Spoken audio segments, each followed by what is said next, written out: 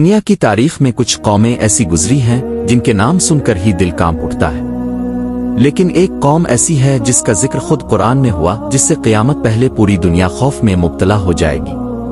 और वो कौम है आजवज माजवज।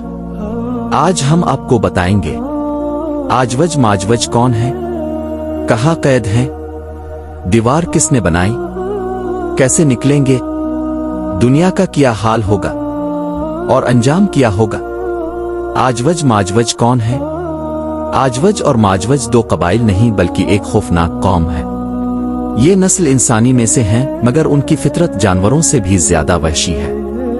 हदीस में आया है, आजवज माजवज की तादाद इतनी ज्यादा होगी कि हर इंसान के मुकाबले में 999 आजवज माजवज होंगे। ये वो कौम होगी जो कत्ल आम को खेल समझेगी, इंसानों को जानवरों की तरह मारेगी, खेती बर्बाद कर देगी, दरिया खुश्क कर देगी और दुनिया को जहन्नम बना देगी।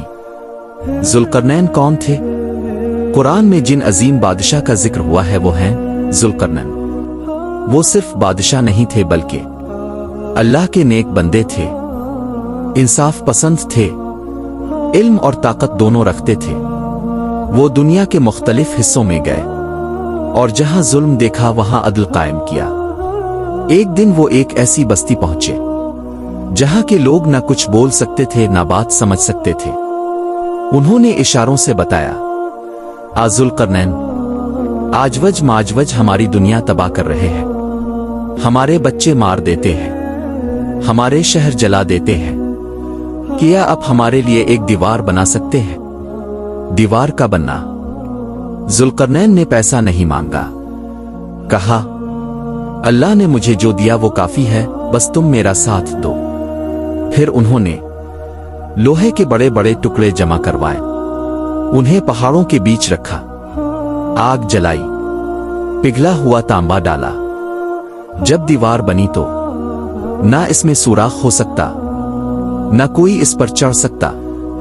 आजवज माजवज कैद हो गए और दुनिया चंद हजार साल से महफूज है। आजवज माजवज दीवार के साथ किया करते हैं। हदीस में आया है, हर दिन आजवज माजवज दीवार खोदते हैं, शाम तक तकरीबन सुराख हो जाता है, मगर उनका सरदार कहता है, कल मुकम्मल करेंगे। अल्लाह रात को दीवार फिर वैसी ही कर देता है। ये सिलसिला सदियों से चल रहा है। क़यामत से पहले क्या होगा?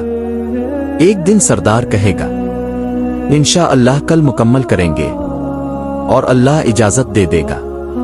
अगले दिन वो देखेंगे दीवार अपनी जगह है, वो तोड़ देंगे और आजवज माजवज निकल आएंगे, जमीन पर फैल जाएंगे, बिल्कुल टिड्डी दिल की तरह। दुनिया में क्या होगा?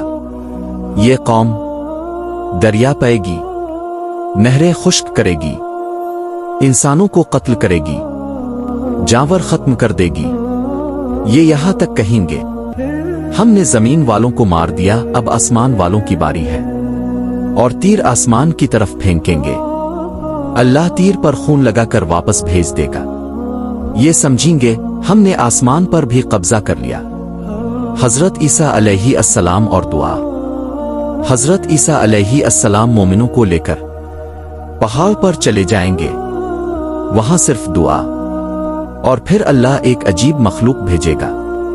एक छोटा सा कीड़ा आजवज माजवज की गर्दनों में जाएगा और चंद लम्हों में सारी कौम मर जाएगी। लाशें और बदबू, पूरी जमीन पर लाशों के पहाड़, इतनी बदबू के इंसान जिंदा ना रह सके।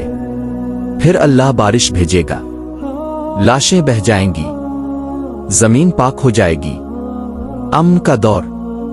फिर दुनिया में अमन होगा, बरकत होगी, शेर बकरियों के साथ घूमेंगे, बच्चे सांपों से खेलेंगे, जुल्म खत्म, सिर्फ इंसाफ। ये होगा आखिरी सुनहरा दौर। फिर क़यामत आ जाएगी।